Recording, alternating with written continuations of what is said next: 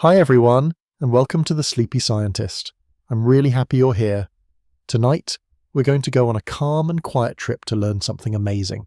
So get comfy, take a deep breath, and let's enjoy this peaceful science story together. Before we start, tell me in the comments, where are you watching from and what time is it for you right now? If you like relaxing science videos, don't forget to tap the like button. Now let's begin. In the warm breath of late spring, when the sun slips quietly behind the hills and the air feels like silk on skin, there is something ancient dancing between the trees. Invisible to the eye and lighter than thought, the pollens begin their journey. They drift not with haste but with purpose, a choreography that stretches back through time, long before our footsteps ever found this earth. The air itself becomes a library, filled with memories of blossoms past, whispering stories through each delicate grain. You can almost feel it if you sit still, the soft tickle of something brushing past your cheek, the gentle stir of movement not caused by wind but by memory. Each pollen grain is a capsule of life, a single particle carrying not only the instructions to create more green, more bloom, more future, but also carrying the scent, the temperature, the echo of where it came from. Some pollens are round like tiny suns, others shaped like stars or spiked spheres, as if the plants have carved identity into them. And though they weigh almost nothing, they hold within them generations of adaptation and silent struggle. When a flower lets go of its pollen, it is like releasing a sigh, a breath of hope toward an uncertain horizon. The air, heavy with golden light, becomes a soft container for these floating seeds of intention. Bees are still, wings tucked. Birds quiet their evening songs. In that silence, the dance of the pollens begins. A sudden shift in temperature, just 1 degree, can lift thousands of them from petal to sky, carried by thermal winds that spiral gently upward. The trees sway slowly, not to shake their leaves, but to guide their messengers. Their branches seem to exhale, puffing softly as if the forest itself is breathing out its secrets. In cities, we notice pollen as irritation, as a sneeze, a watery eye. But in wild places, pollen is a form of language. It's how trees speak to each other across meadows, how flowers find one another beyond the hills. When a flower sends its pollen into the air, it does so knowing most of it will not reach its destination. Yet still it releases, just like stars casting out light into the darkness. Even failure becomes part of the beauty. A million grains scattered, and only a few will meet the right shape, the right flower, the right time, but the attempt is everything. Pollen doesn't simply float, it listens. It listens to humidity, to wind direction, to the scent trails of its kin. Some grains are so finely tuned, they'll spiral downward if they detect the wrong temperature, like parachutes avoiding hostile ground. Others ride insects, hitching themselves to bees with invisible hooks, waiting for the moment to be brushed off onto another bloom.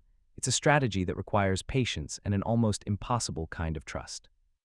As twilight deepens, coolness settles over the fields and the pollens adjust. The air changes texture from velvet to silk, and this shift signals the next part of the journey. Now moths awaken. Their wings, like folded paper painted in moonlight, begin to stir. They rise from the grasses and move through the darkness guided by scent, not sight. Each moth becomes a carrier, a soft vessel of pollen gliding from bloom to bloom. Some flowers, closed all day, bloom only at night, just for these quiet dancers. They open not with color but with perfume. Heavy and sweet, the scent drifts far, calling through the air like a whisper to a lover, and the pollen responds. There is something deeply mysterious about how air holds and remembers all this. Scientists speak of aerobiology, the study of life in the air, and yet it feels more like poetry than science. The air is not empty, it is full of decisions, full of chances being taken every moment. A single square meter above a field might contain hundreds of thousands of pollen grains from trees miles away, all mingling, waiting, sifting through breezes like notes in a melody. And just as the ocean carries salt and life across continents, the atmosphere holds this living dust, this breath of the plant world, stretching from forest to garden, from mountaintop to street corner. If you lie in a meadow at dusk and close your eyes, you can almost imagine it, the invisible dance overhead, silent and glowing with potential. The scent of clover, the coolness of earth, the gentle pressure of evening settling in, all of it is part of the story. And though you cannot see the pollens, you're breathing them in, becoming part of the landscape's memory, holding in your lungs the whispers of thousands of blooms. Some scientists believe plants may even respond to the presence of pollen in the air, sensing when their kin are near. It's as if the flowers, rooted and still, can reach out through air alone, touching one another across space. This is not communication with words or sound, but with presence, with possibility, and the air remembers, even long after the flowers have folded back into S. The pollen lingers. It settles into soil, into bark, onto your skin. It rides your hair back home, waits in the corner of your room, glows softly in golden light through the window. In the end, the air is not just wind or weather, it is the soft archive of every blooming thing. It holds what we cannot see, what we have forgotten to feel. And as night finally takes over and the last warm breath of day exhales its shimmering haze, the pollens continue drifting. Quiet, patient, hopeful, the dance never ends. Let's drift deeper now into the winding passageways of this invisible world, where pollen does more than float. It weaves networks, maps connections, and touches lives. By nightfall, the dance expands. Warm air rises from the forest floor, pulling with it a tide of airborne seeds and spores. These are not random motions, but quiet conversations carried across space. Some grains will travel just a few feet, others will glide for hundreds of miles, crossing rivers and hills, slipping between buildings, wrapping around mountaintops, never once touching the ground. In their journey, they trace invisible routes that echo ancient pathways carved by wind and instinct. Pollen may be small, but it is built with astonishing precision. Under a microscope, each grain reveals an architecture of wonder: ridges like tree bark, spikes like stars, spirals and folds like miniature galaxies. These aren't mere decorations. Every shape serves a purpose. Some are designed to cling to fur and feathers. Others catch the air like sails, designed to spin and slow their descent. This variety is nature's language of movement.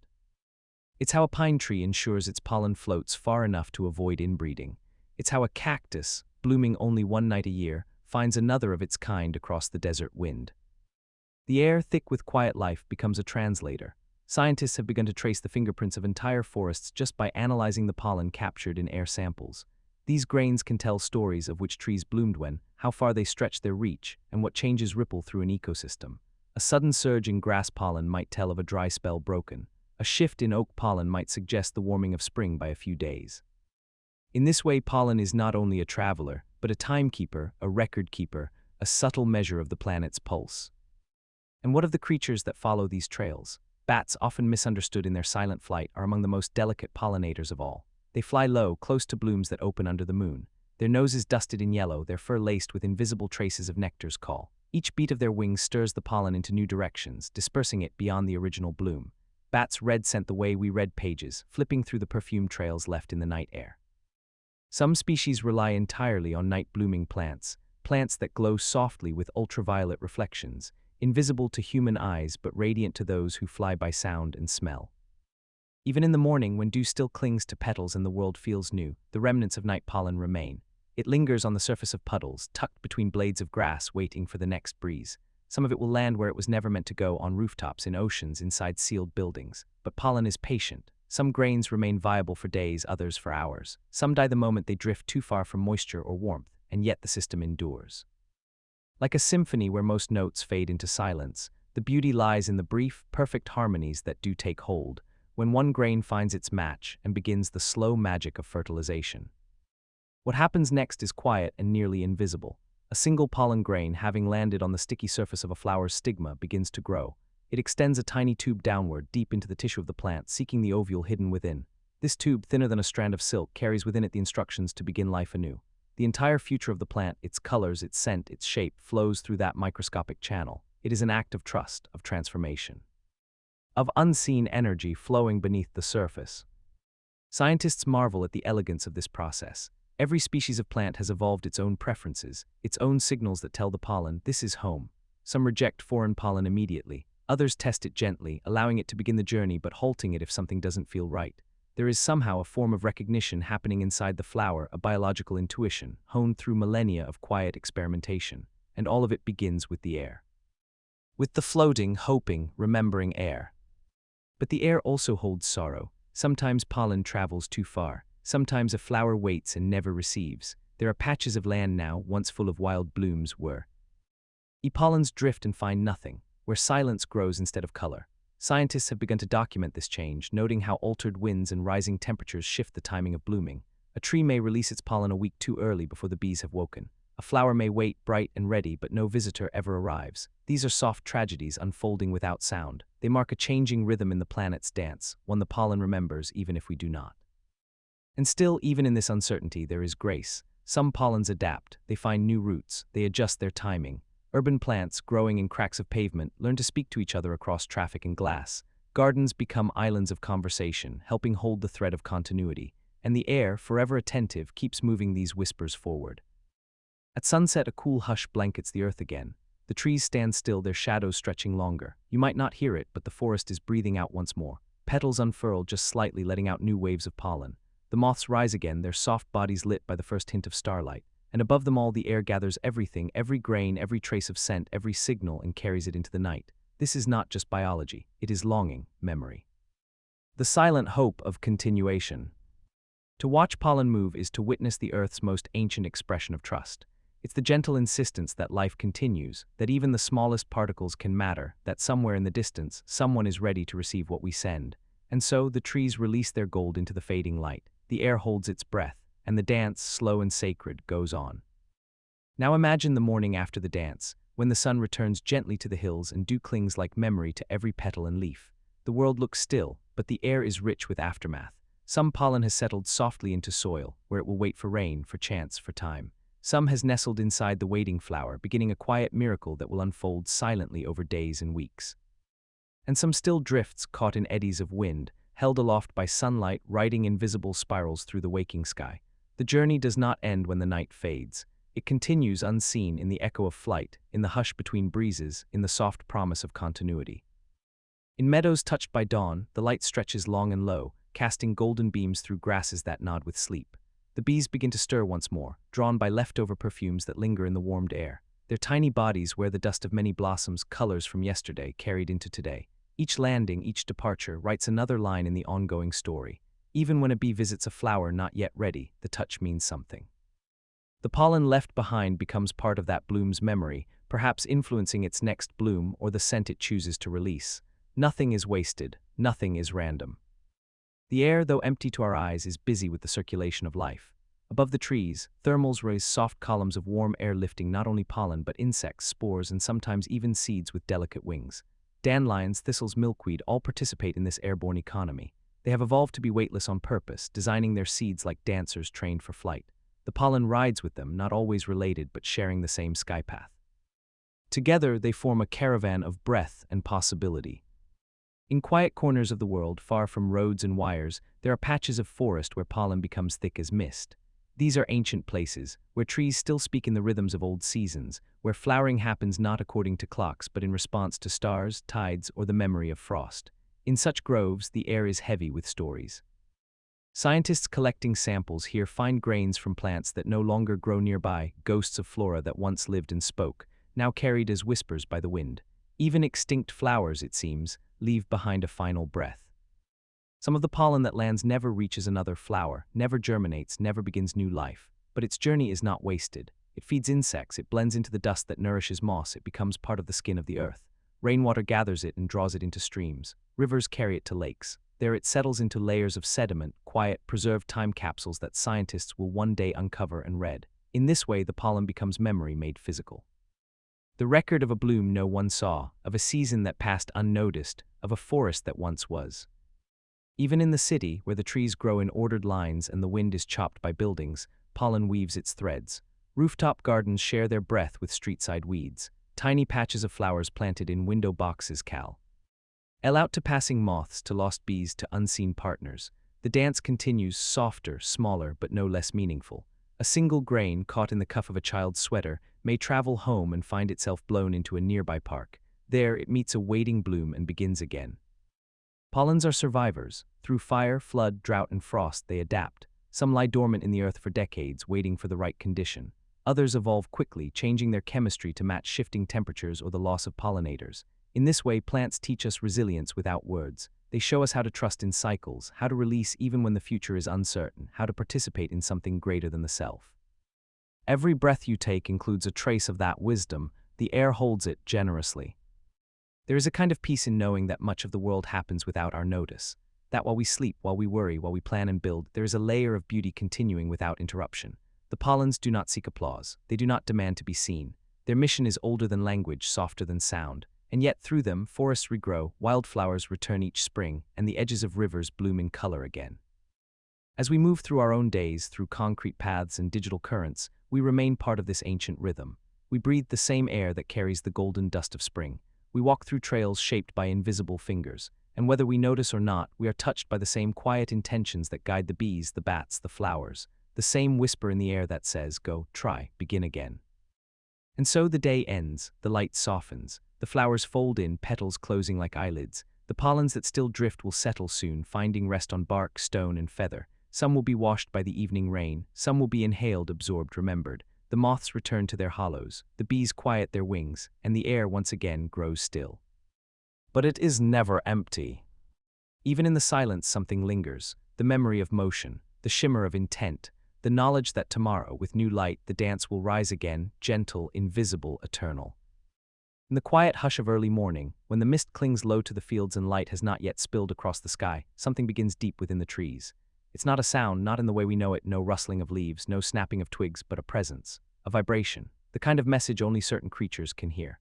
Bees still nestled in the warmth of their hives begin to stir, sensing something ancient, something invisible, waking them not with noise but with scent. The trees are calling. Beneath the bark, sap stirs. It begins its slow ascent, coaxed by rising warmth and the gentle pull of sunlight not yet seen.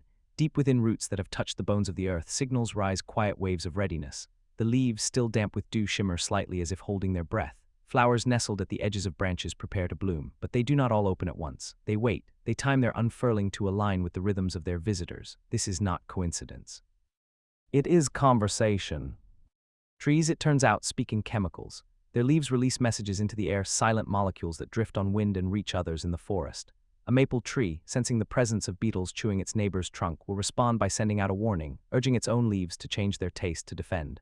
And when it's time to bloom, to offer nectar and pollen, the tree speaks again, this time to the bees. A different signal, softer, sweeter, like an invitation whispered in perfume. Bees do not need words. Their world is painted in scent, in vibration, in sunlight's angle. As they wake, they test the air with delicate antennae, catching faint traces of floral signals drifting from the canopy above. These messages are not just random smells, they are instructions. They say, I am ready, I am blooming, come now. And the bees, guided by instincts older than memory, respond. The journey begins with a warming. Inside the hive, heat builds slowly as the bees rouse one another with movement, with tiny trembles that ripple from thorax to wing. One by one they prepare. Outside, the light begins to slip between the leaves, golden and soft. The trees have opened their flowers, timed perfectly with the bees' awakening. Some blooms open only for a few hours, others bloom once in a decade, but the call is always clear, always timely, and always meant to be answered. As the bees emerge, the forest seems to hold its breath. Their wings beat faster than the eye can follow, a soft hum rising into the morning air. They fly in circles first, mapping the sun, orienting themselves in space. Then they rise, climbing past blades of grass heavy with dew, past moss-covered stones, into the layer where flowers meet sky. They move with purpose, drawn not only by instinct, but by information, stories carried on wind, delivered by trees. When a bee lands on a flower, the exchange is silent but profound. She reaches in with her tongue, tasting nectar shaped by the tree's own chemistry, tailored to attract just her kind. As she drinks, her body brushes the stamens, collecting pollen that clings to the fine hairs on her legs, her belly, her back. This pollen is not a burden. It is a message she will carry unknowingly, generously, to the next flower and the next, ensuring that the tree's quiet request for connection is fulfilled. And the trees listen in return. Some scientists now believe that when bees land on flowers, their footsteps, so small, so light, send electric signals through the bloom. The tree detects this, senses that a visitor has come, that the message was received. In response, the tree may release more nectar or shift its scent to attract others. It's a dialogue of touch and response, of give and receive, a conversation not in sound but in action. This dance between tree and bee is as old as flowering itself. Long before humans measured time or carved symbols into stone, bees and trees were building this language, refining it, tuning it to weather, to season, to change. It is a relationship shaped by necessity and trust. The tree needs its pollen carried and the bee needs food, but it goes deeper than transaction. It is mutual recognition, a kind of companionship woven into every spring. Even the path a bee takes, the pattern of her visitations, is guided by information we cannot see. She remembers the scent of each tree, the angle of sunlight on a particular petal, the exact frequency of a flower's electrical field. Her brain, smaller than a pinhead, maps a landscape as wide as a meadow and stores it like poetry. When she returns to the hive, she dances, not for joy but for clarity. She moves in circles, in figure eights, using her body to tell others where to go. The direction, the distance, the flavor of the flower, all told in waggles and turns. And those bees, listening with eyes and vibration, follow. The trees have learned to time their bloom to this cycle. A flower that opens too early may miss the bees. One that waits too long may bloom in vain. So they track the hours of daylight, the warmth of the soil, the rise and fall of wind. They calculate gently, slowly, patiently. And when all signs align, they whisper again, now, it is time, come. In this soft symphony, even the air plays its part. It holds the fragrance of flowers, carries it just far enough to be found, but not so far that it fades. It wraps the bee in the scent she remembers, guiding her back to the same tree, the same bloom. And when she returns, she brings more than pollen. She brings news that the signal was received, that the connection succeeded, that the dance goes on. The forest feels it too, the low hum of wings moving through shafts of morning light, the subtle shift in pressure as petals open and close, the brush of tiny feet on delicate stamens. It is a world in motion, yet profoundly still, a world where words are not needed because everything is already understood. And as the day stretches forward and the trees begin to fold their blooms once more, the message lingers. In the hive, pollen is stored. In the roots, sap settles again. The whisper has been answered. The bees have come. The connection has been made. Life, quiet and continuous, moves on. Let's drift deeper now into the spaces where this quiet conversation between trees and bees grows more intricate, more intimate. Beneath the surface of blooming branches, far below the visible flutter of wings, there is a web of roots stretching across the soil, reaching toward one another like hands outstretched in the dark. Trees, it seems, not only whisper through scent but murmur beneath our feet, through chemical signals sent along fungal threads, through tiny pulses shared between root tips and soil. This underground communication allows them to coordinate, to support one another, and to align their flowering so that their messages reach the bees in unison. It is a kind of chorus, not of sound, but of scent and bloom-timed light. Bees, for their part, move like notes carried by this chorus. They travel from tree to tree, responding to tiny variations in fragrance and temperature, color and shape. No two flowers smell exactly the same, even on the same branch. The tree tailors each message slightly, adjusting for sunlight, for breeze, for the age of the bloom, and the bees respond with equal sensitivity. Their antennae, delicate and finely tuned, can detect a single molecule of change. To them, the world is layered in invisible trails, each one leading to a different promise. As bees land and collect nectar, they leave behind more than footprints. They deposit traces of their own scent, small, fading marks that signal to other bees, "I have been here." These markers help avoid overlap, guiding others to fresher flowers, to blooms yet untouched. Trees, in turn, respond to this system. If too many bees have visited, the flower may reduce its nectar, conserving its energy. If none have come, it may increase its perfume, sweeten its offering, widen its petals to the sky. It is a gentle feedback loop, a living algorithm shaped not by logic, but by feeling, the mutual sensing of presence and absence. As the sun rises higher, the rhythm of this exchange intensifies. Bees move faster, more precisely. Trees, warmed by the sun's golden arc, accelerate the flow of nectar. The forest becomes a marketplace of gifts, of exchanges offered without speech, of trust repeated in every landing and lift. But beneath this seemingly simple act is a deep well of intelligence. Scientists have discovered that bees can count, can remember complex shapes, can distinguish between human faces, and yet they dedicate most of their lives to reading the world through trees. Trees, for their part, can detect the vibrations of a bee's wings as it approaches, can alter the quality of their nectar based on pollinator behavior. It is not just instinct, it is response, recognition, a memory passed between wings and wood. Now imagine this: a bee hovers between two trees. One smells faintly of apple, the other of citrus. Both are in bloom, but the bee, guided by invisible threads of scent and past success, chooses one. She lands, drinks, gathers pollen, then moves on. The choice she made matters. It affects which flowers will produce fruit, which seeds will fall to the ground, which trees will survive into the next generation. And she doesn't choose alone. Her decision is shaped by the tree's message, by its chemistry and timing, by the whispers carried on the morning wind. It is a moment of shared agency, a partnership written in silence.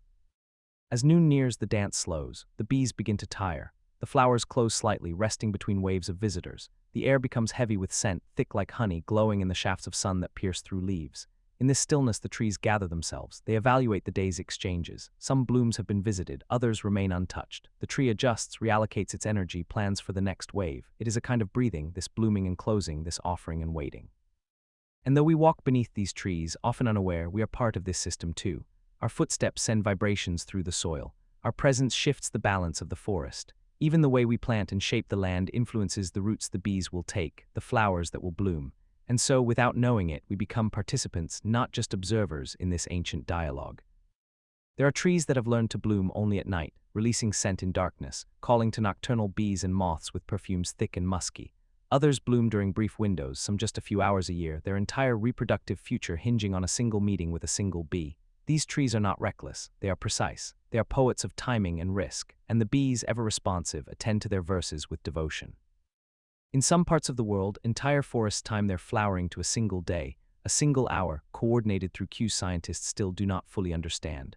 When the signal is right, the temperature, the rainfall, the length of night, every tree opens together. The air becomes saturated with bloom, with color, with scent. The bees arrive in waves like tide drawn by moon, their wings humming in unison. In those rare hours, the forest sings. And when it ends, the trees fold their flowers, seal away their pollen rest. The bees return to their hives, heavy with nectar and memory. The scent trails fade, the vibrations still, but what was shared lingers. Inside each flower visited, a transformation begins. Fertilization, seed formation, the quiet unfurling of life. Inside each bee, a pattern remembered, a route traced and stored for tomorrow. The dialogue continues, just beneath the threshold of sound, just outside the edge of sight. This is not a world of noise or urgency. It is a world of patience, of trust repeated, of messages delivered by scent and silence. In the shaded hush of afternoon, when the sun softens and the air cools, you can almost hear it not in your ears but in your chest, a sense that something is being shared, that the trees are still whispering, and the bees, always listening, are answering. As twilight settles across the forest, the day's conversation between trees and bees finds its gentle resolution. The light softens, the leaves no longer shimmer with midday brightness but glow in tones of amber and muted green. Flowers begin to close, their petals folding inward like the pages of a book after the story has been read. Inside each bloom, deep within hidden chambers, the seeds begin to form, the silent response to the visits from bees. Pollinated grains have traveled, carrying genetic stories from afar, and now plant life begins its slow transformation. The bees, weary from their flight and the weight of nectar, return to their hive with graded precision. They navigate through shafts of fading light, guided by maps etched in scent and movement. Each bee's condition matters. Slower bees rest on leaves, panting lightly. Others push forward, driven by instinct and colony need. At the hive entrance, they pause, share their dance, transfer their pollen into ballet of soft passes. Inside, nurse bees receive these particles, mixing them with secretions to feed larvae, the promise of new generations. In every chamber, the pollen becomes seed food. In every comb, a whisper of the forest's day-end symphony is captured, stored, and carried forward. As darkness deepens, the forest hum quiets. Moths emerge now, woven of moonlight and silence. They too partake in this ending phase of pollination, visiting blooms that linger open, those timed for the night. Their duties are delicate, their travels slow, guided by moon and scent. Trees that waited through sunlight now open fully, offering their last gifts. Moths brush bell-shaped flowers, sages, ivies, orchids, transferring pollen and carrying new stories in their plush wings. The forest hum shifts from buzz to flutter, from day to night, as the conversation continues under stars. There is a peace in this transition. The forest does not rush, it does not demand more. It allows the turning of time, gentle as a page turning in a book, each moment soft, deliberate. The trees and bees, moths and wings participate in a rhythm older than seasons, an endless turn of receiving and giving. Each action echoes in the next dawn. Each sleep is preparation for wakefulness. Each night's quiet is the promise of morning song. Scientists, watching from observation blinds, record temperature and humidity, count returning bees, measure nectar reserves, trace pollen counts. Their tools are careful, thoughtful. They measure not to control but to understand. They see the intricacy of rhythm, the fragility of trust, the resilience of this relationship. And every year they learn more: how climate shifts, how droughts delay bloom, how fewer bees alters timing, how delicate the choreography truly is. Their data becomes invitation to protect, to cherish, to listen more closely. In a world where human actions so often shout, the forest and hive offer us a poem of gentleness. They teach that communication can happen without words, that trust can exist within scent, within touch, within shared pattern. The bees show us that community thrives on cooperation and memory. The trees reveal that patience yields reward, that timing matters, and that opening to connection, even if unseen, is vital. When you walk through such a forest at dawn after this day, you sense it. You feel a residue of humming warmth, a quiet boldness in the air, a lingering sweetness that stays in the back of your throat. It might seem like memory, but it is presence, a trace of living intention, a soft architecture shaping the space between trunk and wing. And once in a while, if you're especially still and tender, you may catch the echo of that day's conversation. A soft echo in the turning of leaves, the opening of a flower bud at moonrise, the single bee drifting through starlight.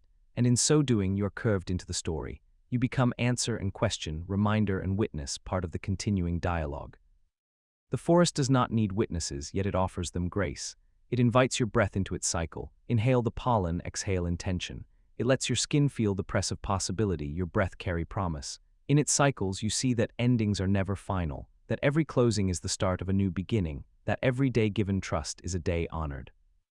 As night deepens, the forest rests. The trees fold into silhouette. The bees cluster in dark combs. The moths disappear among branches. The world grows still. But beneath the stillness flows the promise of tomorrow's awakening.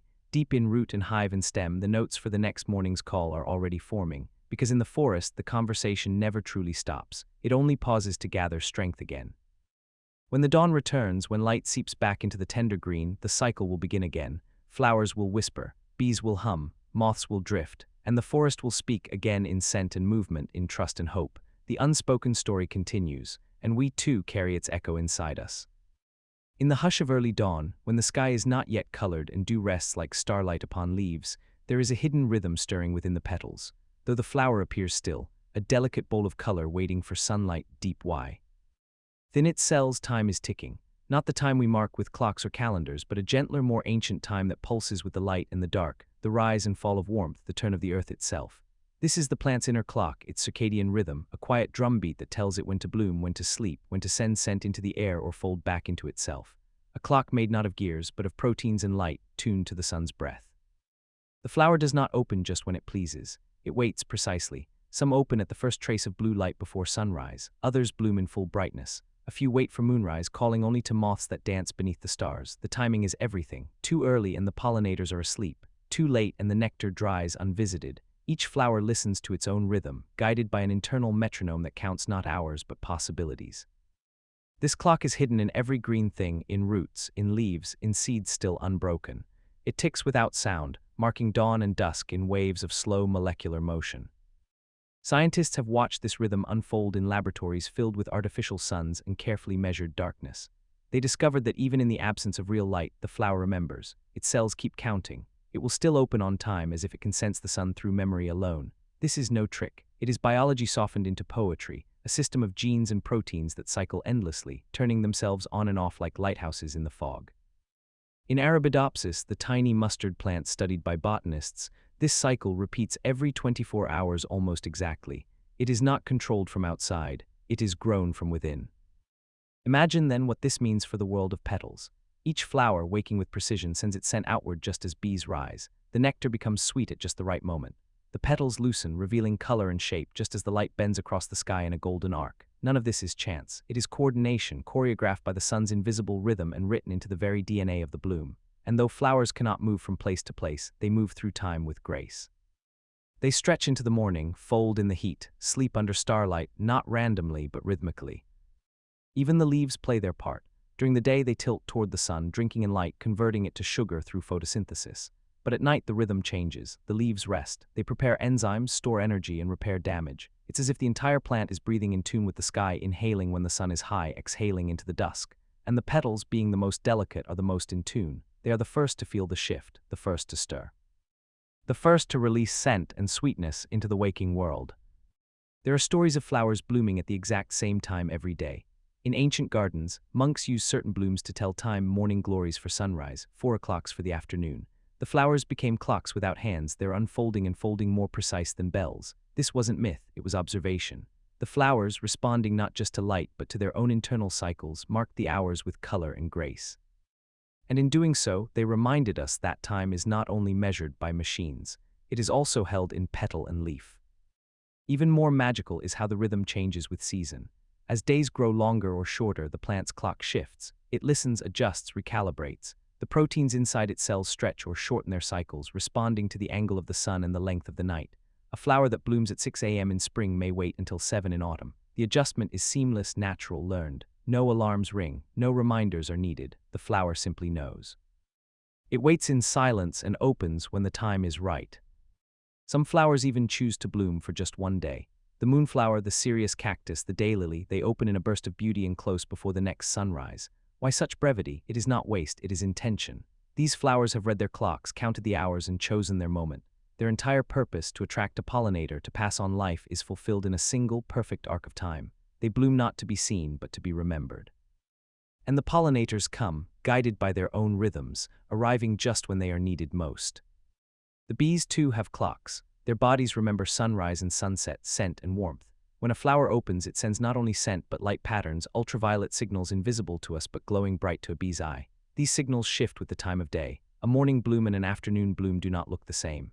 And the bee, carrying its own rhythm, knows when to visit, when to wait, when to move on. It is a dance between two clocks, seeking together through light and life. In the soil, even roots sense time. They grow more actively at certain hours, adjust their water intake with the rise and fall of light. The entire plant, from tip to tendril, moves in rhythm with the planet. It is not passive, it is not slow. It is precise and tuned. And though we cannot hear it, the tick of the plant's inner clock is always there, guiding it through drought, through bloom, through rest. This knowledge is not just beauty, it is survival. A plant that cannot time its bloom may miss its pollinators. A seed that sprouts too soon may be caught by frost. A tree that waits too long may lose its chance. And so nature has carved clocks into every living thing, rhythms grown from sunlight and turned like music into genes and pathways. In petals, this rhythm becomes poetry. In leaves, it becomes breath. In roots, it becomes depth. And in us, perhaps, it becomes memory. When you sit beside a flower and watch it open slowly to the morning, you are witnessing more than beauty. You are witnessing trust, a trust in time, in warmth, in the silent mathematics of light. The flower does not doubt, it opens, it shares. It follows a rhythm older than memory and softer than sound. And as the day rises and the petals stretch wide, their colors brightening with purpose, you begin to sense it too, the quiet heartbeat beneath the blossom. The secret clock inside the petal, still ticking, still true. Let's drift deeper now into this silent mechanism, the secret clock that lives not only in the petal but in the entire world of plants, pulsing gently in every cell. This circadian rhythm is not a lone invention, but a shared inheritance across the tree of life. Even algae floating in ocean tides possess it, counting the hours between darkness and dawn. It is a rhythm so fundamental that without it, the world would unravel into chaos. Flowers would bloom at midnight, leaves would photosynthesize when no sun shines, seeds would sprout in dead cold, and life would miss its windows of opportunity. Instead, we find astonishing precision. Each petal's fold, each drop of nectar, each burst of color, all arise from the harmony between a plant and the turning earth.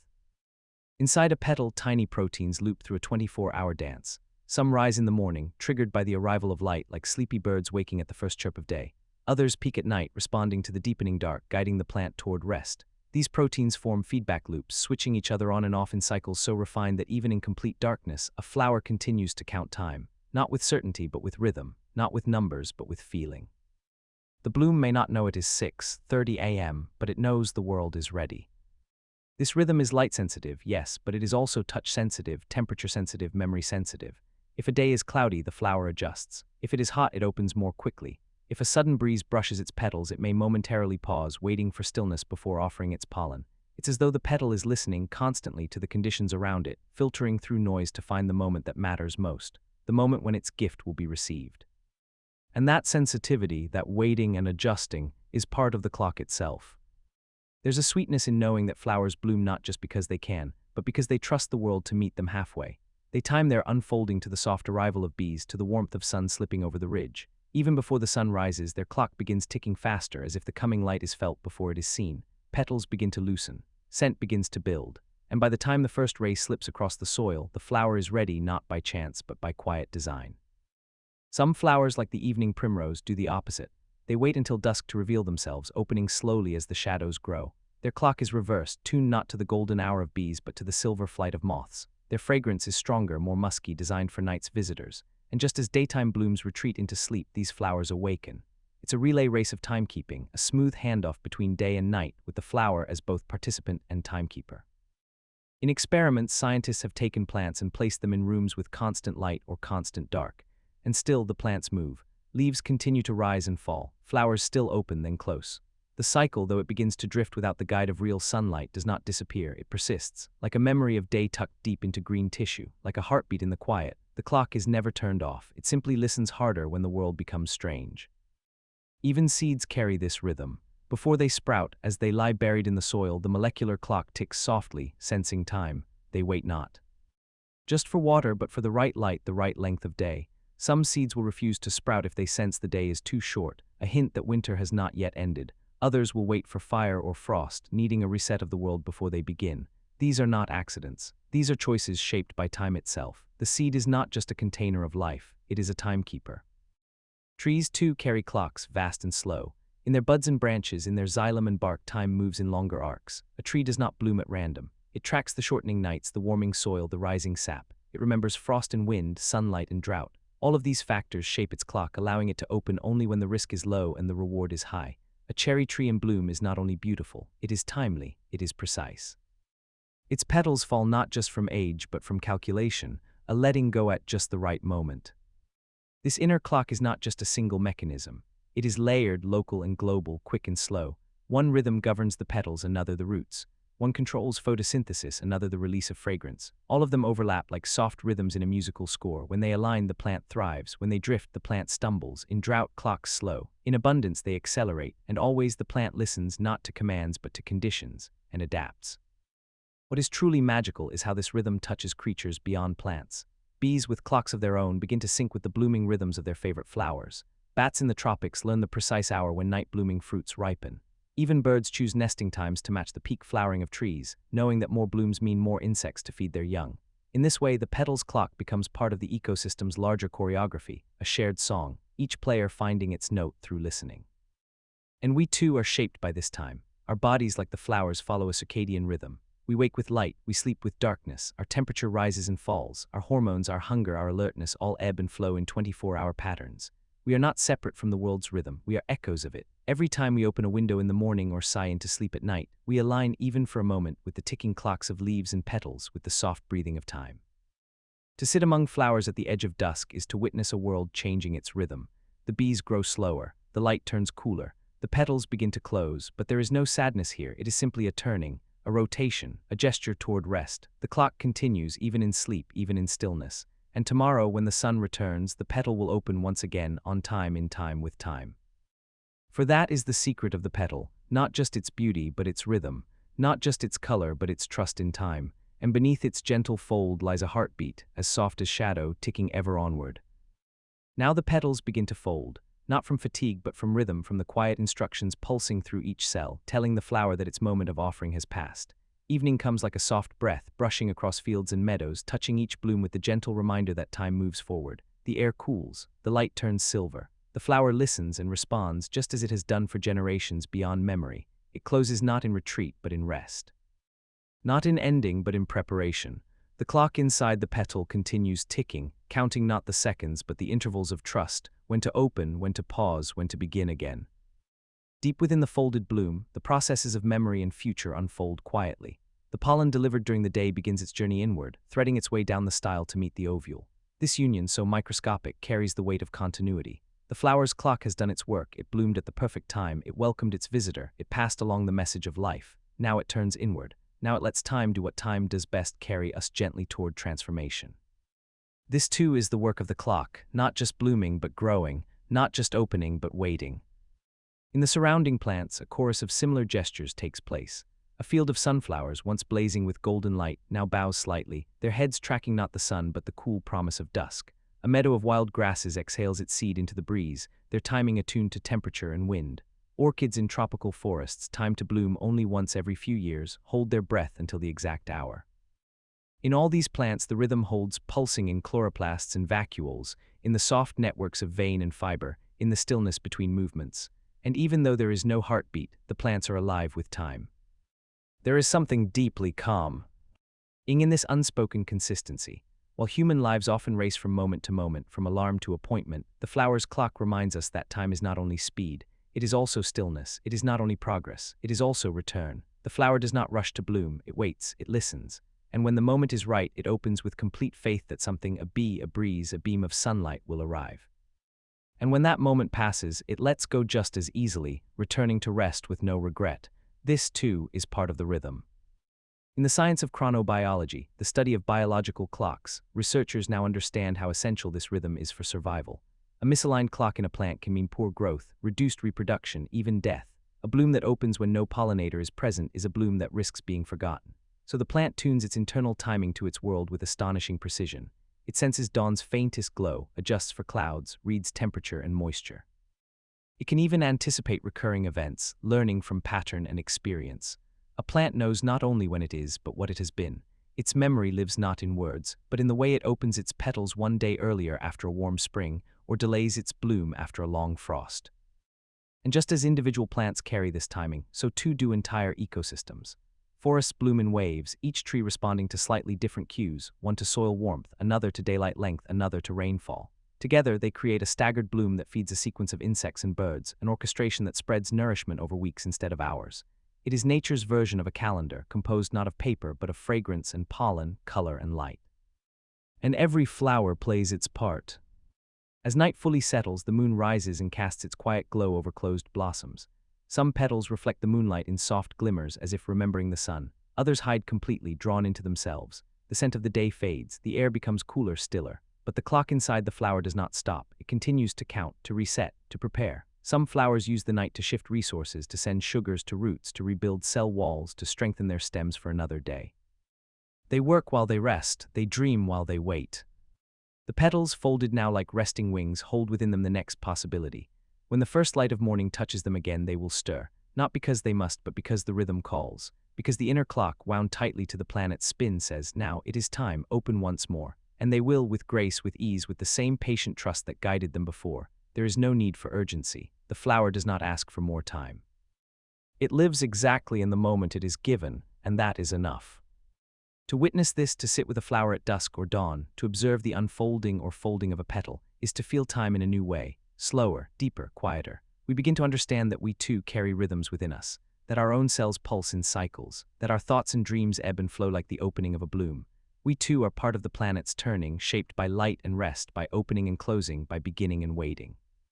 So the next time you pass a flower, pause, notice its posture, its color, its timing, ask yourself what hour it believes it is, and if you're quiet enough, you might sense the rhythm pulsing within its petals, steady, faithful, ancient, a song without sound, a clock without hands. In that moment, you are no longer outside the story. You are within it. You are breathing in time with the flower. You are remembering something your body has always known, that life moves in circles, not lines. That time is not measured by doing, but by being, and that the soft tick of a petal's clock is, perhaps, the most honest measure of all. The petal sleeps now, folded quiet at peace. Tomorrow it will wake, the clock will turn, the bloom will return, and so, without ending, the story flows on. It begins with a breath. A tree, ancient and still, standing at the edge of a wide field, releases 1,000 grains of pollen into the morning air. There is no sound, no signal to mark the moment, yet the world responds. The wind catches the grains like secrets, lifting them into the invisible currents that swirl above us all. These rivers of air, so often unnoticed, become the passageways for life to travel. They twist and rise, wrapping around hilltops, skimming across rooftops, sliding down valleys, always in motion.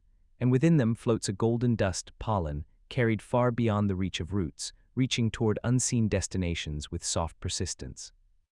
Each grain is impossibly small. A single breath may contain hundreds, a summer breeze millions, but within each one lies the blueprint for another tree, another flower, another future encased in armor shaped by evolution. Every pollen grain carries its own story, where it came from, what it hopes to find, and how it will try to survive.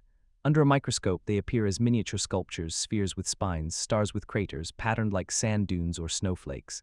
These forms are not for beauty alone. They are designed for travel, for clinging, for floating, for landing. Some pollens are heavy and fall quickly. Others are featherlight and soar for days. The wind does not choose which grain to carry. It simply moves. Rising warm currents, cooled by forest shade, lift the grains higher, letting them spiral like sparks from a slow-burning fire. Others slip between blades of grass, skimming low along the ground. It is not chaos. It is a system too complex for eyes alone to follow, an architecture of drift and lift, guided by temperature, terrain, and chance. And still, the journey continues. In forests, pollen rises like mist, unseen but everywhere. As animals walk, they disturb the air, sending grains upward again. As birds fly through branches, they create soft turbulence that stirs the cloud. The forest is alive with these invisible exchanges, a place where breath and motion shape the path of life. On mountain slopes, pollen rides thermal waves, climbing with the heat of day, sometimes crossing entire ranges. Across oceans, grains have been found, pine pollen floating on sea breezes, still viable, still searching. What moves these travelers is not just wind, but the quiet insistence of life to connect. There are no roads in the sky, yet the air moves in patterns. Scientists call them aerial corridors, channels of movement shaped by geography and climate. In these corridors, pollen from one forest may find its way to another hundreds of miles away. A spruce tree blooming in the north might send its pollen southward, guided by a change in pressure. A cedar on a dry hillside might find its match in a valley it has never seen. The sky becomes a map, redrawn each day by heat and flow. And pollen learns to ride it. Not all grains will make it. Most will fall to the earth, landing on bark, on stone, on the backs of insects. Some will be washed away by rain, caught in puddles and creeks, pulled down into the soil. Yet even these are not lost. They feed the microrich earth, nourish moss, become part of sediment that tells stories for centuries. A single grain that falls short may still become part of a fossil record, a whisper of what once bloomed. In this way, the journey never ends. Even stillness holds continuation. And for those grains that do land in the right place, on the open stigma of a receptive flower, the reward is quiet transformation. The grain, softened by moisture, cracks open. A tiny tube grows downward, threading its way into the flower's center. Within that tube travels the essence of renewal cells that will spark the creation of seeds, of fruit, of new roots and shoots. It is a joining not of hands, but of time. Two stories merge. The wind's aimless journey becomes purpose. And the flower, once just a waiting shape in the breeze, begins its turn toward fruiting. Imagine now the sheer scale. In a single spring, a forest may release billions of grains, a meadow trillions. The air becomes a soft golden flood. On certain days it becomes visible, a haze of motion against the sky like dust caught in late sun. In cities, people sneeze and rub their eyes, not knowing they are walking through a river of inheritance. The pollen coats windows, settles on cars, gathers in the corners of sidewalks. And while it may seem a nuisance, it is, in truth, a reminder. Life is trying to reach itself. Plants, rooted and silent, are casting their hope into the wind. Some grains do not fly freely, but hitch rides. Bees collect them on their legs, beetles carry them under their shells. Even birds become carriers, their feathers brushed with pollen as they feed. And humans too become part of this story. With each walk through a field, each brush against a blooming branch, we take the grains with us in our clothes, in our hair, on the soles of our shoes. We bring pollen from one place to another without knowing. The invisible rivers flow through us as well. This journey is not just natural, it is deeply mathematical. Botanists and physicists alike study the trajectories of pollen, the probabilities of landing, the curvature of drift. They model wind speeds, angles, elevations. And yet, for all the data, the journey still feels like poetry. A grain released without sight, without certainty, still chooses to fly. It drifts into risk, into distance, into openness. It carries the silent will of its parent tree, a will that says, reach further. In the ancient layers of peat bogs and lake beds, pollen rests like time capsules. Grains that fell 1,000 years ago still hold their shape, still tell of forests that no longer stand. By analyzing them, scientists reconstruct entire landscapes. They learn when oaks first arrived, when pines retreated, when human fires altered blooming patterns. Pollen is not just a traveler, it is a witness. And so the journey through these invisible rivers becomes more than a search for union. It becomes a record, a declaration, a legacy in motion. The air we breathe holds the hopes of plants, their questions and answers, their missed chances and perfect landings. It is filled with the quiet attempt to connect, to grow, to begin again. And we, living inside this ever-moving tide, become part of its story not by choice but by presence. We do not hear the release, we do not see the path, but we live among the rivers of pollen, surrounded by the quiet bravery of things that let go and trust the wind. Let us drift deeper now into the heart of these invisible rivers where pollen does more than travel. It seeks, it listens, it remembers. For though it has no eyes, no ears, no map to follow, it responds to the whispers of the world around it. A grain of pollen is not just a speck, it is a sensor. As it rides the breeze, it feels the moisture of clouds, the salt of nearby oceans, the rise of thermal winds from the forest floor. It turns slightly when the air shifts, curves when the temperature cools, and sinks when the stillness signals a place to land. This isn't thought in the way we know it, it's resonance, a tuning of form to the shape of the world. Each grain is surrounded by a shell, a sculpted casing evolved through countless generations. This shell, called the exon, is ridged or spiked or porous, not at random but by design. Its texture shapes how the grain spins, how it floats, how it lands. A rougher grain will cling to fur. A smoother one will ride further in wind. Some are sticky, meant to hold tight. Others are slippery, made to tumble freely. And within, the genetic code waits, wrapped tight like a scroll in a bottle, ready only for the right moment, the right flower, the right place to begin its message again. There is elegance in this adaptability. In spring, the wind shifts more quickly, swirling with uneven warmth. The pollen follows it not like debris but like a swimmer, adjusting posture with each movement of the sky. Some grains catch lift from midday thermals, rising hundreds of meters before gliding back down. Others hug the surface, following the drag of warm roads and meadows. There are even flowers, like certain grasses, that time their pollen release with weather patterns, choosing to cast their grains just before a storm, knowing the moisture will weigh down the air and deliver the grains faster to waiting soil. This sensing is not isolated, it is part of a network. When one tree releases pollen, others may follow. The timing spreads like a breath across the land, a wave of bloom, a ripple of release. Botanists have observed forests where within a few days entire populations of trees synchronize their flowering. No message is spoken, yet each plant seems to know when to begin. The cause may be light, may be warmth, may be some unknown signal drifting in the air, but the result is harmony. A forest united in motion, a wave of golden breath. Among this airborne choreography, insects dance their own steps. Not all pollens float, some wait to be carried. Insects like bees and beetles visit flowers, brushing against stamens, collecting pollen without meaning to. But some pollens cling on purpose, shaped with barbs and hooks to catch and hold tight to passing legs and wings. The air here is filled with scent as well, signals released by flowers to draw carriers near. These scents rise into the wind, following the same invisible rivers. They mark trails, create bridges, signal readiness, and pollen responds, drawn toward where the scent is thickest, where the promise of union waits. At higher altitudes, the air grows thinner, colder, and yet pollen still rides. Some species of plants have adapted to mountain winds, their grains smaller and lighter, able to cross long distances without falling. In these places where blooms are rare and pollinators few, the air becomes the only messenger. And so the plants learn to trust it, to shape their grains not for beauty, but for endurance. A flower on a ledge may bloom for only a single afternoon, and yet it releases thousands of grains, not for today, but for the chance that one may reach beyond the valley. And still the journey continues. In urban spaces, the rivers of pollen bend around glass and steel. They drift through alleyways, up stairwells, across rooftops. Pollen from park trees finds its way into open windows, into hallways, into hidden gardens where dandelions bloom against the odds. These are quiet connections. A pine tree on one side of the city may share its breath with a juniper across town, through channels shaped by wind and heat and accident. Even in places humans believe they have paved over the wild, the air carries the forests too. Scientists collect pollen with quiet tools, glass slides on rooftops, sticky traps in fields, filters in remote stations. Each day they count the grains, identify their shapes, chart their numbers. From this they predict allergy seasons, monitor plant health, trace climate change. An increase in ragweed pollen may suggest warmer, longer summers. A decline in birch pollen might hint at habitat loss. Pollen becomes data. And yet, beyond the numbers, it remains a whisper of presence, evidence that somewhere something bloomed. And in ancient layers of earth, pollen speaks across time. A core of ice drawn from a glacier reveals thousands of years of bloom, layers of ash, layers of dust, and among them, layers of pollen. Through these grains, we learn when grasses arrived, when forests receded, when humans began to shape the land. Some grains remain perfectly preserved, their shells unbroken, their stories intact. Even when the plant is gone, its breath remains.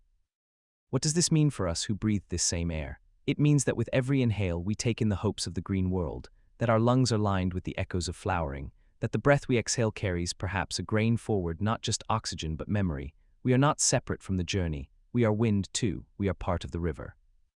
To sit quietly in a meadow and do nothing but breathe is to participate in this great exchange.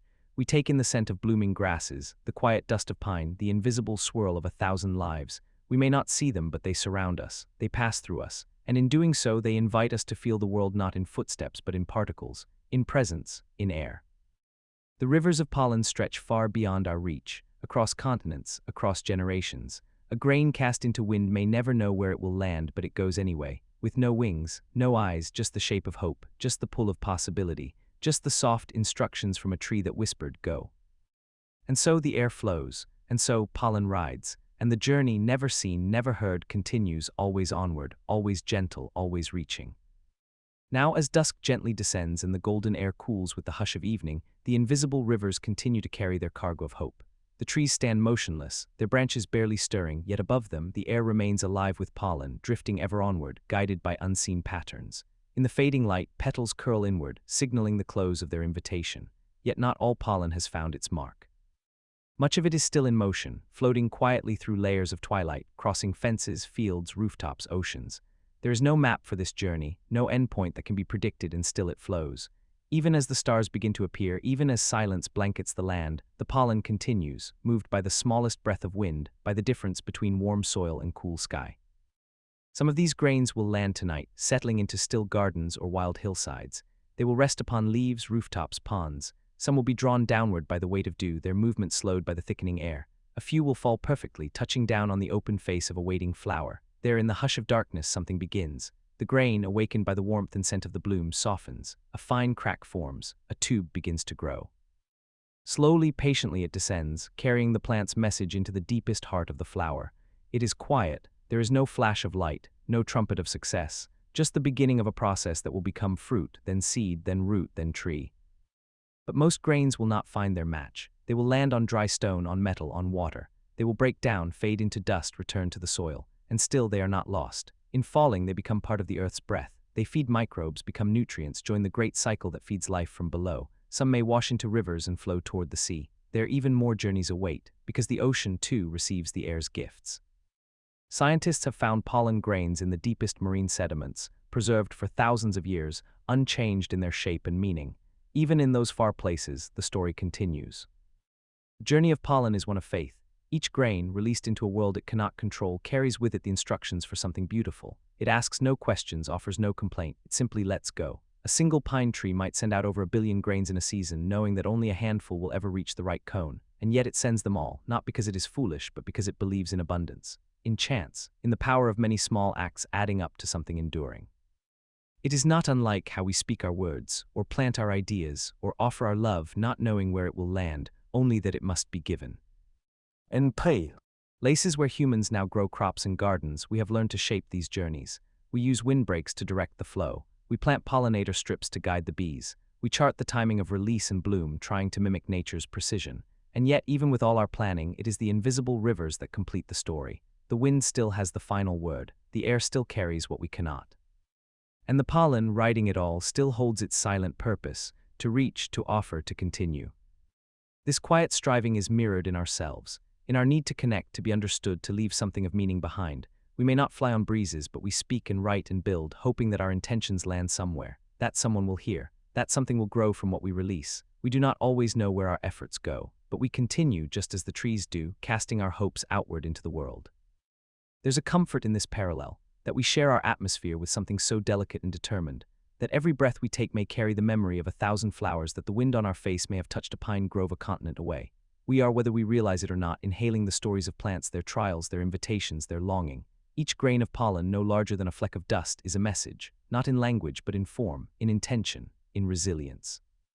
As night deepens and the air cools further, the rivers begin to slow, the currents quiet, the last drifting grains settle like snowflakes, soft and unnoticed. The trees hold their breath, the flowers sleep, and the world for a moment seems still. But the work has been done, the messages have been sent, the journey, though silent, has been meaningful.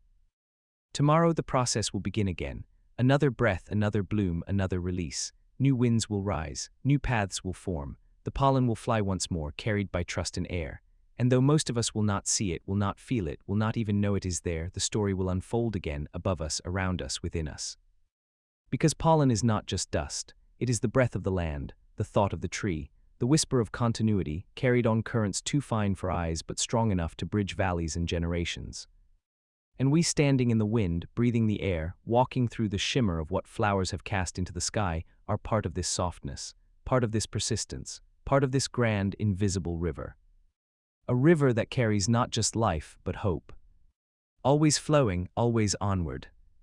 In the deep hours of the night, when most of the world has quieted and the stars hang low in the black velvet sky, a different kind of traveler takes flight. With wings soft as old paper and bodies cloaked in silver dust, moths rise from the hush of meadows and forests, guided not by sight but by scent. They are the night's silent navigators, drawing their maps not on paper or screen, but in the invisible lines of perfume that flowers release only after dark. To a moth, the night is not empty. It is filled with trails, winding rivers of smell, leading to destinations that glow with fragrance instead of light. The moment the sun dips below the horizon, certain flowers awaken. While their daytime cousins have already closed, drawing petals inward in rest, these blooms are just beginning. They do not rely on color to attract. They bloom in whites, creams, and pale purples, colors that catch the faint shimmer of moonlight. But their true signal is not visual, it is aromatic. They exhale their invitation into the cool night air, releasing molecules that drift gently across the landscape, carried by breezes and folds in the dark. These molecules form scent maps, long, curling trails that guide moths like lanterns, leading them closer with every wingbeat. Each flower crafts its scent uniquely, shaped by evolution to attract only the right pollinator. Some release heavy, sweet fragrances that thicken the air like syrup. Others offer subtle, musky notes that sharpen near the bloom. The timing is precise. Some flowers begin releasing scent just after sunset. Others wait until midnight. A few only open on specific nights of the month, tuned to the rhythms of moonlight or temperature or even humidity. The moths, in turn, have learned to match their flights to these signals. Their antennae, long and feathered, can detect a single molecule from hundreds of meters away. Their brains decode complex blends into direction, strength, and urgency, and then they fly. The moth's flight is a dance, not straight and swift like a bee-s, but meandering, spiraling, adjusting constantly. It follows the scent in arcs, correcting with each wing stroke, dipping and rising, tasting the air as it goes. It moves through a world invisible to humans, a sky crisscrossed by fragrance trails, layered like soft ribbons. A single moth may follow one scent for a time, then abandon it to chase another, stronger trail. The air is a shifting map, and the moth is its gentle reader. Some moths are small, darting quickly between grasses, barely noticed even in the moonlight. Others, like the sphinx moth, are large and powerful, hovering like hummingbirds before deep-throated flowers. Their proboscis long as their body unfurls into the bloom, sipping nectar while their bodies brush against the flower's anthers. In this exchange, pollen clings to their scales. The moth carries it to the next bloom, drawn by scent alone, never seeing the gift it leaves behind. It is a relationship built entirely on trust. The flower trusting the scent will reach the right wings. The moth trusting the scent will lead to nourishment. This nocturnal world is quieter, more intimate. There are fewer pollinators at night. No buzzing, no flashes of color, just the rustle of grass, the soft sweep of wings, the sigh of petals opening. The flowers that bloom now are often more vulnerable, their nectar more exposed, their petals more delicate. But the moths that visit them are precise. They do not crash or trample. They float, hover, land gently, sip, and move on. Each visit is a whisper, a brief joining, a shared rhythm in the hush. Even the shape of the flower tells a story. Long, narrow tubes mean the flower is waiting for a long-tongued moth. Broad, shallow blossoms are shaped for many guests, and some are timed to bloom only for a single species, their lifespans entwined like moon and tide. The yucca, for example, depends entirely on the yucca moth for pollination. Without that one moth, the flower cannot reproduce. And so they wait for each other, bloom for each other, live for each other, their lives linked not by chance, but by the scent that calls them together. Scientists who study these interactions often work under red light, which does not disrupt the moth's night vision. They watch as moths arrive from the dark, make their quiet exchanges, and vanish again into the shadows. They collect scent samples in glass tubes, analyze them in labs, and find that the air at night is not empty but rich with chemical messages, coded invitations shaped by wind and temperature and time. Some molecules break down quickly in humid air, making them good for close-range signaling. Others linger, floating for hours. Each flower chooses its strategy. Each moth learns to read the signs.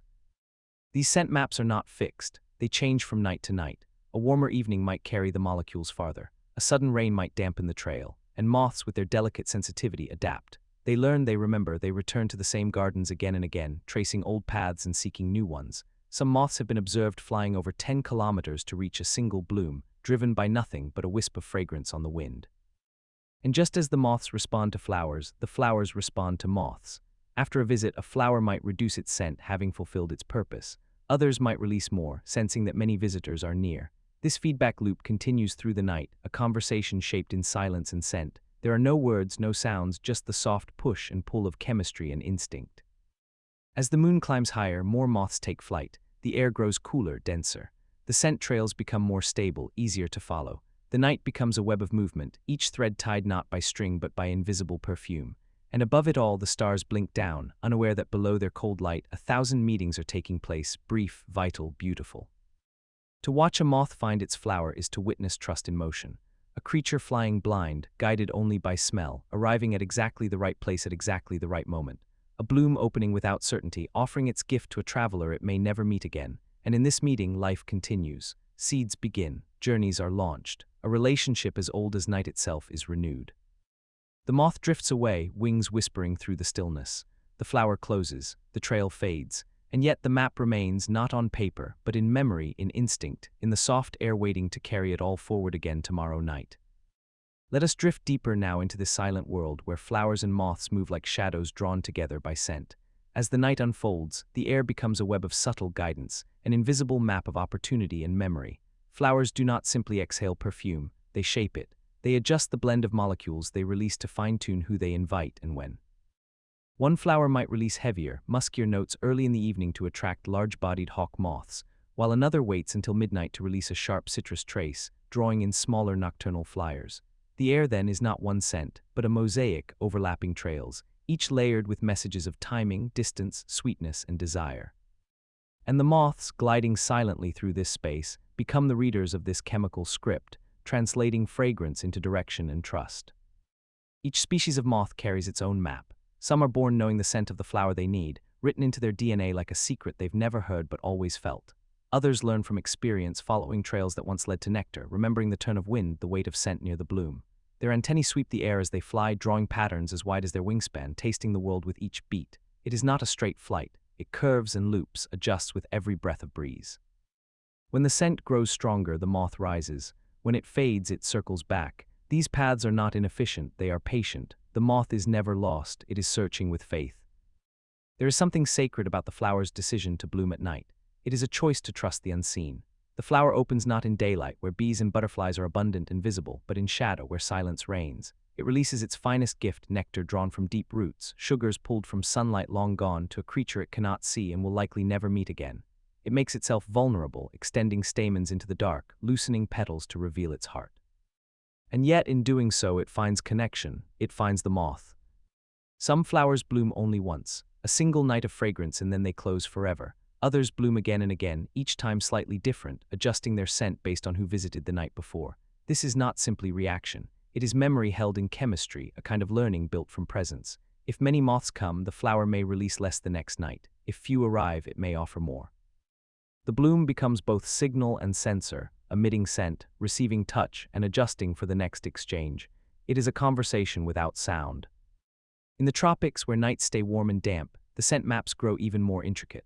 Orchids high in the canopy call to moths that fly only above tree level, while low-lying jasmine pulls in travelers of the underbrush. Some flowers hide their blooms entirely, sending only their fragrance upward.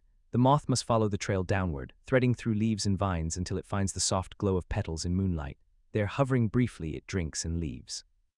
And somewhere in that short visit, the flower's purpose is fulfilled. This system of pollination is not haphazard. It is precise, evolved through thousands of years of shared rhythm. The moth's tongue length matches the flower's depth. The timing of bloom matches the moth's flight patterns. Even the thickness of scent aligns with the moth's antenna structure. The relationship is so tightly woven that when one is disrupted by changing temperatures, by artificial lights, by habitat loss, the other begins to falter. A moth may arrive too early. A flower may bloom with no visitor. The conversation breaks, and the seeds are never formed. Light itself becomes a barrier.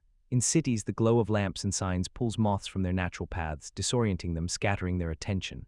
Flowers bloom as they always have, releasing their scent into the night, but the moths no longer come. The scent trail is overwritten by brightness. The air becomes confused, and so some plants lose their partners, some moths lose their maps. In the language of scent, silence grows louder.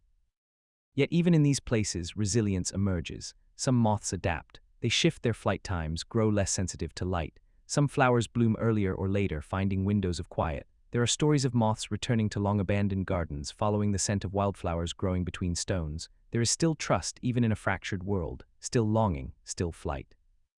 Researchers who trace these journeys speak of the air like an archive. With the right tools, they can trap and measure scent molecules, constructing a three-dimensional map of how fragrance spreads through space. They find that wind layers scent like folded fabric. Some trails rise above rooftops, others hug the earth. A moth following one trail may lose it suddenly, not because the scent is gone, but because it shifted upward by a meter. The moth must search again, circling, testing, believing. And often, it finds the way once more. What makes this system so extraordinary is that it depends entirely on softness.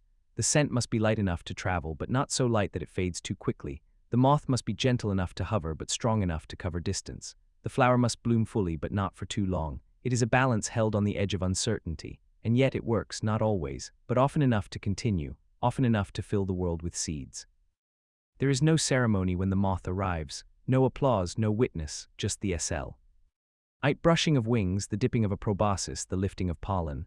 Then it is gone, but the flower is changed. It folds slowly after the visit, its work complete. It begins to shape its seeds, it lets go of fragrance, it rests, and the moth, guided by another line of scent, moves on. To walk through a moonlit field where night blooms open is to walk through a living map, one you cannot see but one that surrounds you. Every breath carries scent from miles away, every step shifts the air, and though you may not notice, moths pass you silently, reading this map with clarity you will never possess. Their paths are curved but not lost, their mission soft but vital. The scent maps change nightly. What drew one moth yesterday may go unanswered today. New flowers open, old ones close, the wind changes, the message alters, but the language remains, the moths still search, the flowers still speak, the night still holds its conversation. And as you stand there, listening to nothing, feeling the cool air brush your face, you might realize, this world is not quiet. It is rich with questions, invitations, replies. It is just that the language is not ours. It is the language of fragrance, of patience, of connection built on nothing but the trust between a wing and a bloom.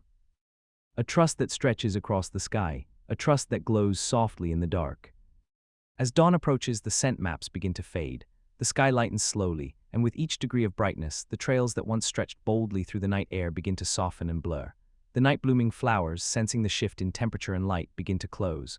Their petals curl inward like secret letters being folded away, their perfumes quieted, their invitations withdrawn. The moths too begin to disappear, drifting back toward shelter, their wings heavy with the last traces of nectar and pollen. It is not an end, but a pause, a moment of transition, as the language of the night gives way to the day's new tongue. What remains, however, is the work done in darkness. Inside many of these blooms, the pollen delivered by silent wings has begun its journey inward. It travels down the style, a tube forming as a bridge between visitor and host. Deep within, the ovule waits, not impatient, not afraid, but simply ready. And when the connection is made, it is not explosive or bright, but slow and certain. Life begins not with noise, but with quiet joining. The flower, now folded and still, has done what it must. The moth, fluttering into a hollow under bark or leaves, has done what it could. What follows next is growth. The seeds that come from these night visits may not be born for days or weeks, but their story has already begun. They are written with the ink of moonlight and carried in bodies built for the dark. Some will fall close to their parent plant, while others will be carried by wind or animal to distant places. Some will sleep in the soil through winter, through storm, waiting for the right season to rise again. All of them, every seed, every root, every bud, began because a moth read the sky not with eyes, but with scent, because a flower unseen reached out into the night. This exchange, so ancient, so essential, has shaped ecosystems for millions of years. In deserts where daytime heat is too fierce, in forests too dense for sun to reach the floor, night pollination is the only way some species survive. Moths make possible what the day cannot, and the plants respond, offering not just nectar, but entire life cycles built around their partners. There are trees whose flowers open only once a year, and only after sunset. There are vines whose scent is released in pulses, timed to coincide with the wingbeat patterns of specific moths. There are moths that refuse all flowers except one, and flowers that fold entirely if the right moth does not arrive. And still, this entire system remains invisible to most eyes. In daylight, we see the bright world of bees and butterflies, the golden dust, the open blossoms, the hum of midday flight. But the night world continues in parallel, quieter and softer, built on shadows and breath, and the beauty of it lies in its persistence. Every night across the planet, as lights go out and windows close, the night air comes alive. Moths rise in spirals from the grasses. Flowers bloom in corners no one sees. The map of scent is drawn again, and the journey resumes. There is a kind of wisdom in this timing, a reminder that not all life needs to be seen to be valuable, that not all connection comes through noise. The moth and the flower meet with no promise of outcome. They meet because the rhythm calls them, because the air carries something meant for them, because the invisible language of scent says, now, here, together. This language has no alphabet, no punctuation. It does not need it. Its grammar is instinct. Its sentences are written in chemistry, carried on breeze. The moth reads not why. Mind, but with body. The flower speaks not with voice, but with presence. It is a language shaped by risk, to bloom when others sleep, to fly when others rest, but also by trust, to offer sweetness to the dark, to follow a trail without knowing the end. When scientists speak of moths, they often use words like nocturnal pollinators or olfactory navigators. But there is something more than biology in these flights. There is a kind of storytelling of paths followed faithfully, of signals sent and received, of cycles renewed night after night.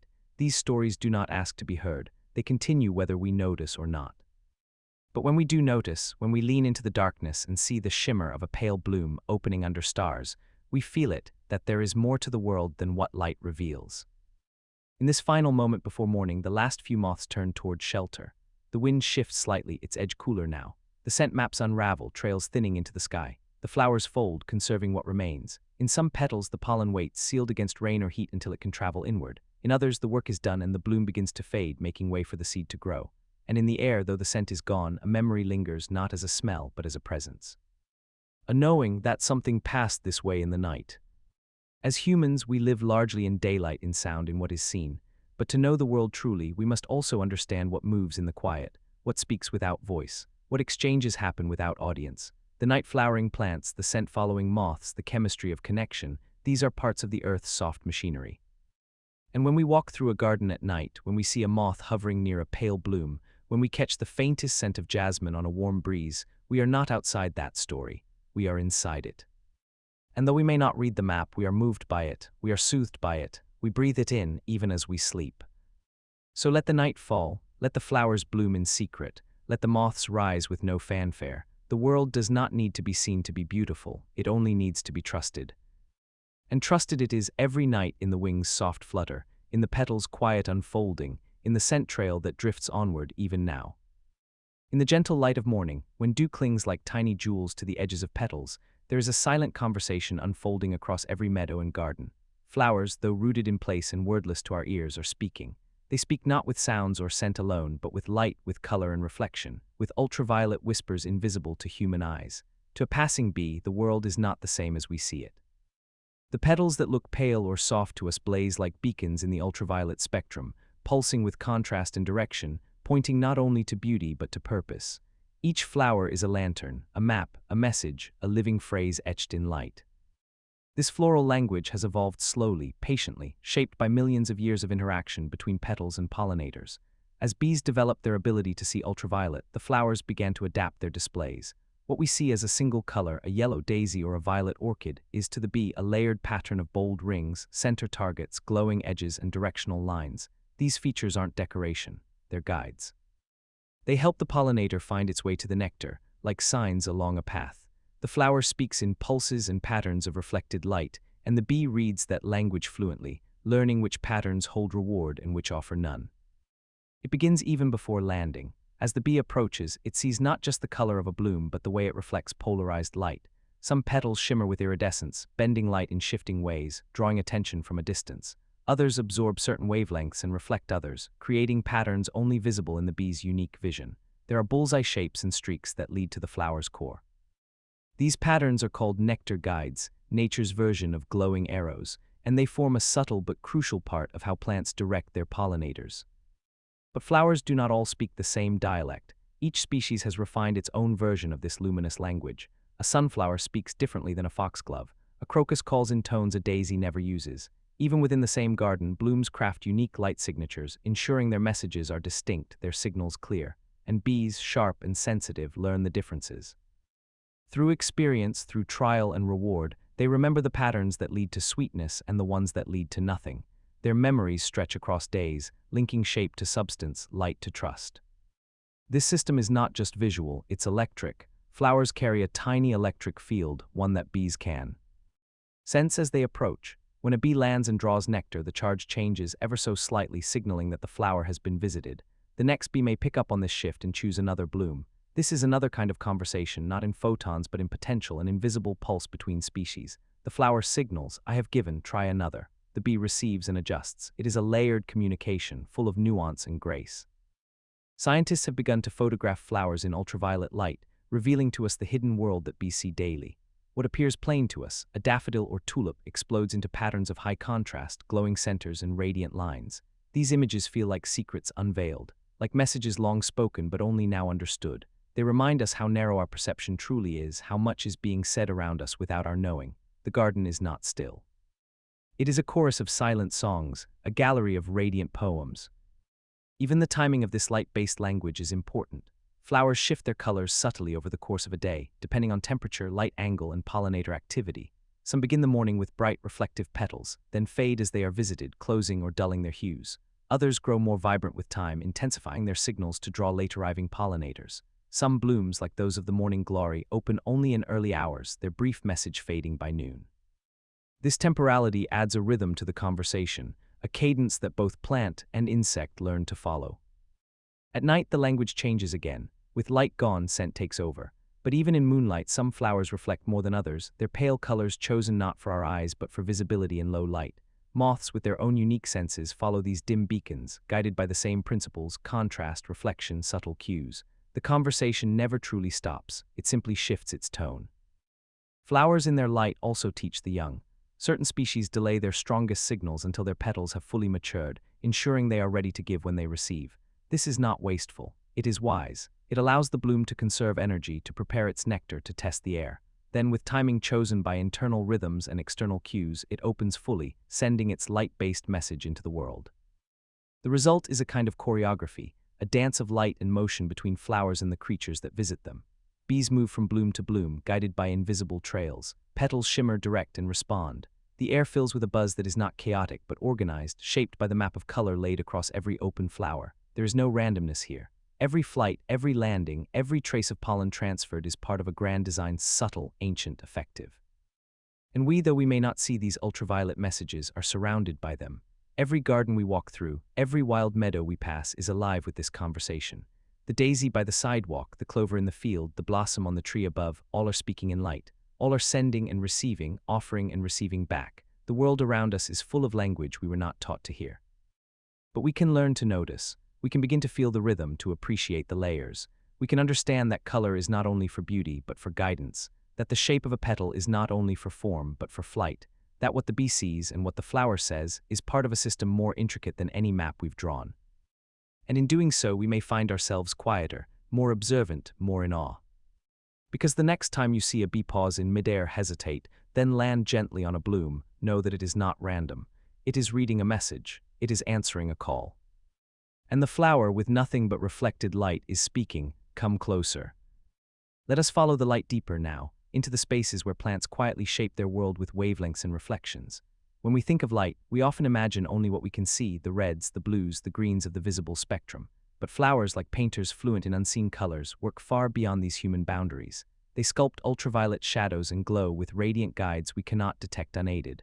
The world of floral color is not created for us. It is created for those who listen with their eyes tuned differently, for bees, for butterflies, for birds. And what they see is a universe that hums with direction, with timing, with invitation. Each bloom is a signpost, alive with light. Across the planet, flowers have evolved palettes matched not to the sunlight alone, but to the gaze of their most loyal visitors. In alpine meadows where bees navigate snow-lined skies, flowers flash with ultraviolet centerpieces, glowing under the thinnest air. In tropical forests, hummingbirds are drawn to reds and oranges that stand boldly against deep green canopies. But those same hues may appear dim to a bee, whose world is sculpted by contrast and UV radiance. What we call a yellow bloom might be to them a brilliant target surrounded by dark petals, a bullseye of nectar held within petals painted in light they alone can read. These visual invitations are not static. Many flowers shift in color as they age. A blossom might begin white or pale blue, signaling freshness and abundant nectar, then gradually deepen to purple or pink as it is visited, marking itself as finished or depleted. This change is not merely aesthetic. It is a language of honesty. The flower says in color, "I have already been visited, seek another." The pollinator listens. This dynamic dialogue allows the system to remain efficient, avoiding waste, conserving energy. It's a rhythm of offering and withdrawal, of truth spoken softly through pigments and reflection. Even within a single plant, color can be used with elegance. Some blossoms change color by time of day, bright in morning, dimmer by afternoon, guiding bees that forage with the sun's arc. Others shift after pollination, indicating their readiness is past. And still others use color as a memory, petals marked where touch has occurred, pigment dulled slightly by the pressure of tiny feet. The flowers remember in their own way who has come and gone. Bees, too, are not passive readers of this light. Their brains process patterns rapidly. In less than a second, a bee can assess a flower's size, contrast, symmetry, and central markings. They prefer radial symmetry, petal arrangements that mirror their own flight paths, and they learn quickly which signals lead to the sweetest rewards. Their memory, small yet refined, allows them to return to favored patches and avoid depleted blooms. It is not just light guiding them, but experience wrapped around light. Knowledge passed down not in words, but in wingbeats. This relationship has shaped entire ecosystems. Certain flowers bloom only in hues visible to one kind of pollinator. Orchids, ever the masters of specialization, have petals so intricately marked that they resemble landing pads, runways, or even the shapes of insects themselves. Their ultraviolet guides glow with purpose, drawing in the exact species needed to fulfill their cycle. Some orchids deceive, offering the appearance of a mate or reward with no actual nectar, relying on mimicry and light to achieve pollination. And yet, the deception is refined. It speaks in the dialect of attraction, carefully tuned to the light-seeing eyes of its target. In the desert, where survival is precise and harsh, cacti bloom in bursts of bold contrast. Against pale sands and endless rock, their colors are not for decoration.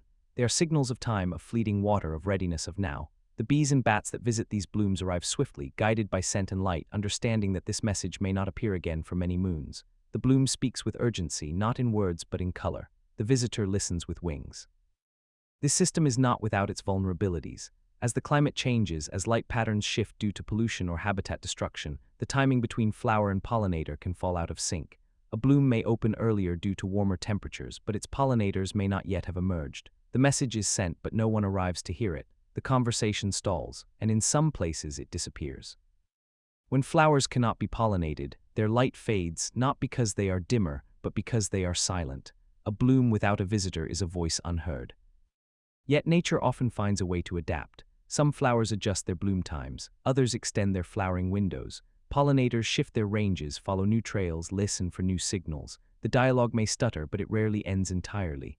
Light finds a path, color finds new eyes. The language of flowers is one of resilience, soft, yes, but also persistent. In recent years, scientists have begun to experiment with how artificial light affects this system. Gardens lit at night, cities glowing into dusk, even the reflective surfaces of buildings, all of these change how flowers appear to those that rely on natural cues. A bloom that once glowed subtly in moonlight may now appear washed out or confusing under electric bulbs. Pollinators may hesitate or become disoriented. The message, once clear, is now cluttered with noise. And so researchers explore ways to shield night-blooming plants, to preserve the quiet of their language, to let the dialogue continue in peace. For humans, these discoveries offer both wonder and humility. We realize, perhaps with a soft ache, that we have long overlooked a symphony that plays around us daily. The color of a rose is not simply red. It is layered with meaning, ultraviolet rings, electrical charges, subtle shifts of hue. A field of flowers is not just a landscape, but a library. A meadow is not just beauty, it is communication. We begin to understand that our vision is only one slice of the truth, that the earth is full of messages we were not designed to hear, but can still learn to honor. And perhaps in doing so, we begin to see differently, not just in hue, but in reverence. We walk a little slower through the garden. We notice the pause of a bee, the tilt of a blossom toward the sun. We feel, though we cannot explain, that we are standing in a place alive with light-speaking voices, and though we cannot read their language fully, we recognize its grace. Because to listen, truly listen, is not always about understanding. Sometimes it is simply about presence, about acknowledging the soft conversation that surrounds us, about saying in our own quiet way, I see you, I don't need to hear you to know that you are speaking.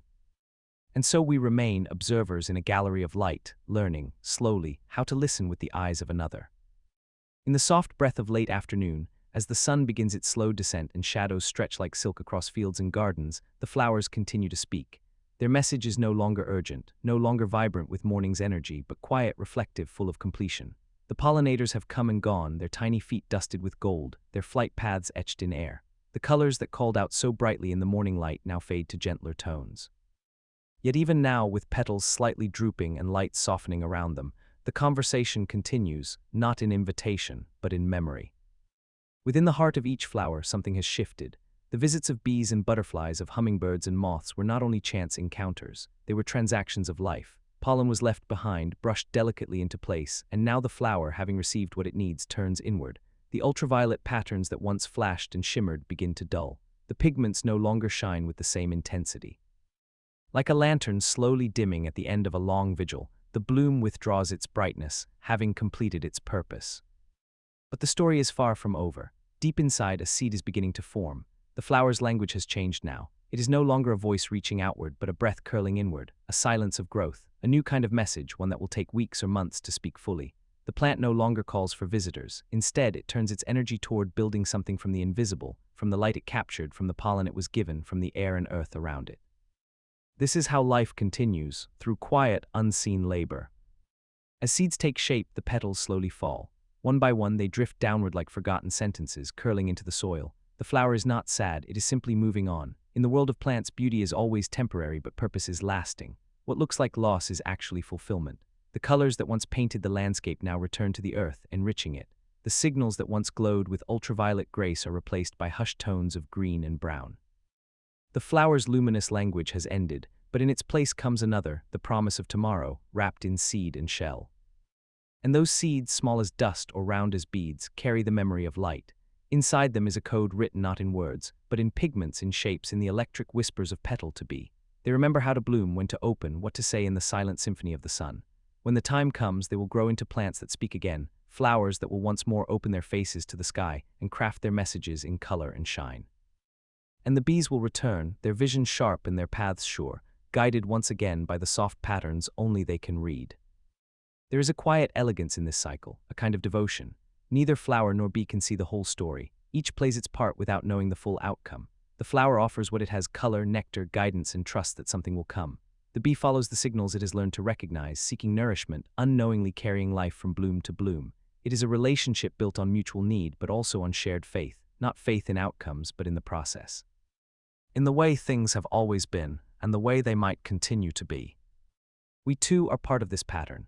Though we do not see ultraviolet, though we do not taste the charge in the air, we walk among these messages daily. We are surrounded by conversations we cannot hear, between light and wing, between petal and antennae, between color and memory. And yet we can sense it if we choose. We can pause in a garden and feel the energy of a flower not just as decoration, but as speech, as a voice in a language older than words. In watching the bloom fade and the seeds swell, we are REM. Indeed of our own cycles, of how we too offer brightness to the world, our ideas, our emotions, our efforts, not knowing who will receive them or whether they will take root. We shine for a time, we rest, we begin again, and just like the flower we change. We speak in different ways as the seasons of our lives unfold. Sometimes we are radiant, sometimes quiet, sometimes invisible, but always we are communicating. Always we are leaving traces of ourselves behind. In this way, the language of light is not only for the bee, it is for us too. It is a metaphor for how we might move through the world with clarity, with grace, with purpose that shines quietly and then lets go. To speak in light is to live without demand for recognition, to bloom, to offer, to trust, and then to rest. And so the day ends, the garden dims, the last rays of sun flicker across petal and leaf, casting long shadows across the soil. The bees return to their hives, their work done. The flowers, no longer radiant, stand quietly, their seeds forming silently within. There is no applause, no conclusion, just the deep hush of fulfillment, just the certainty that something has been passed on. Tomorrow new blooms will rise, new messages will shimmer in the morning air, the language of light will be spoken once more, and the cycle will continue not because it must, but because it can, because the world in all its quiet beauty is built on these small acts of expression, on these glowing, wordless invitations, on the willingness to be seen, and the grace to fade when the time comes. Even in silence, the flowers are still speaking, and even in darkness, the memory of their light remains.